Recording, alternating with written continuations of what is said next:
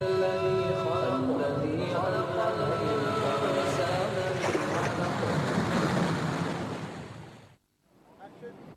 alaikum wa rahmatullahi wa barakatuh.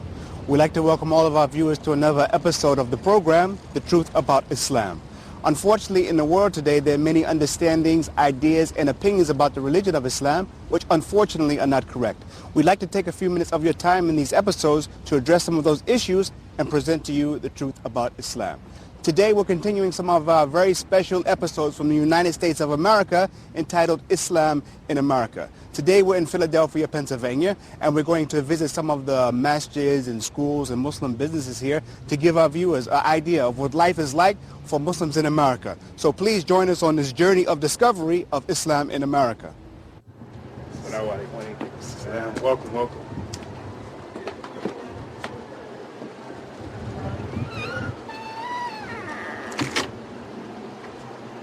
We'd like to welcome our viewers back to continue with us on our journey of Islam in America and discovering what life is like for Muslims living in America. We're here in South Philadelphia with a Muslim family, the family of our brother Jihad Ahmed Anderson. Assalamu alaikum. Wa alaikum assalam wa rahmatullahi wa barakatuh. Really, I just want to thank you for inviting us into your home. And I just want to talk to you about a few things to give our viewers an idea of what life is like for Muslims in America and the dynamics of raising a Muslim family here in America.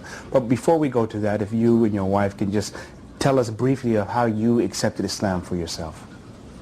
Well, I'll let you go first. Assalamu alaikum wa rahmatullahi wa barakatuh. Alhamdulillah, I've been blessed to be Muslim since birth, so mashallah, I come from a lineage, my parents are Muslim, and that's how I came into Islam. I was born a Muslim. Okay, and what about your parents? How did they come to Islam? My mother was actually one of the first in her family to become Muslim when she was a child, when 14 years old. This was during the time of the Black Panther movement, the Revolutionary, and the Nation of Islam, but they were never in the Nation of Islam. When they heard about practicing the Sunni Muslims, my mother entered into Islam by way of a friend who taught her, and then alhamdulillah, Allah chose all of my grandmother's children, 10 out of 13 of them to take Shahada.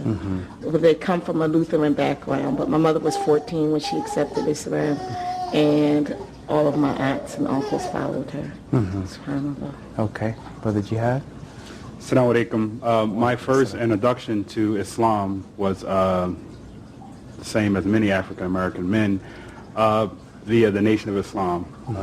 It wasn't under like Elijah Muhammad. It was later on through Louis Farrakhan and reading the autobiography on Malcolm X.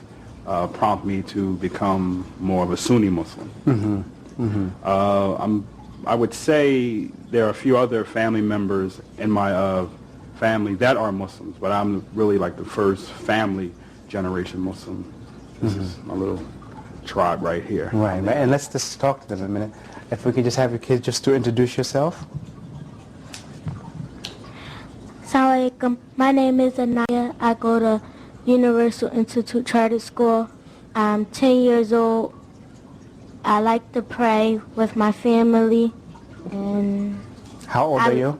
10 years old. Okay. If maybe there's other girls your age and they're watching you here on this program and they don't know anything about Islam. What could you just tell them a few things about Islam? Well, it's a great thing. It's great to be Muslim because other people will not be looking at you and stuff. Okay, all right. This is your brother? What's your name? Akil. Akil? Yes. Okay. And how old are you, Akil? 5. You're 5? Almost 6? Yes. Okay. Let's see your sister. Hand the mic to your sister. And what's your name? Assalamu alaikum. My name is Wa alaikum Amina. salam. Amina. And how old are you, Amina? 7. 7? Okay. And if you could tell the kids, other kids out there who are 7 years old, they just want to know just one thing from Islam about you, what could you tell them? Who do Muslims pray to? Allah. Okay. If you can pass your mic to your mother now. I just want to ask you, as a Muslim family, what are some of the issues that are facing the Muslim parents trying to raise a Muslim family here in America? I would say one of the biggest issues is the music industry, the videos, which promotes a lot of fornication. It makes it difficult for our children because when they see the women and they're unclothed, then they don't feel as though they're as beautiful, so then they want to dress like they dress. The influence from outside of the homes with non-Islamic values and constantly trying to promote our Islamic values here in the house, and then when they leave our home and they're around other children who may not be Muslim, we're constantly struggling with that. And what are some of the things you've done to try to insulate them from these unwanted influences? My husband calls me a little rigid, but I handpick their friends, and I don't like to let them be out amongst a lot of non-Muslim children. Not to say there's anything wrong with non-Muslim children, because this is our way to promote Islam, but I'm very cautious and mindful of the type of children that they're around, because they say, you know, there's a hadith that says that you are on the religion of your companions.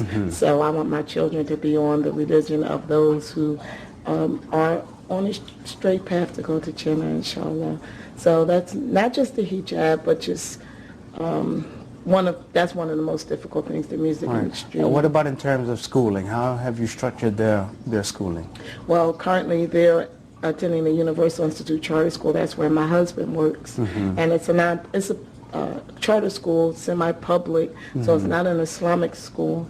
But what we do when they have a lot of children that are Muslim who attend the school, but I'm a teacher myself. I teach kindergarten, and I've been blessed to travel overseas and have some traditional studies. So I do a lot of things with them at home, whereas they may not get Islamic studies in school. But alhamdulillah, when they come home, we have study time together. We have Quran time every Thursday.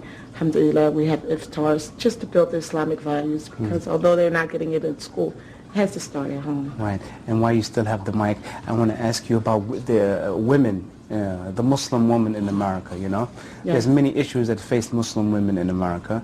And if you can briefly just talk about what are the major issues facing Muslim women in America?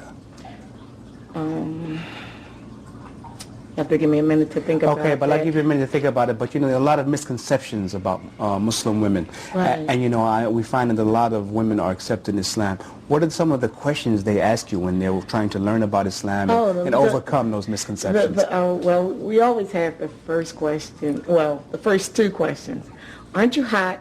And can't your husband have more than one wife? That is like, that is the most popular question, you know. And I'd say, well, it's 95 degrees outside, everyone's hot. Yes. And then it opens up the door for me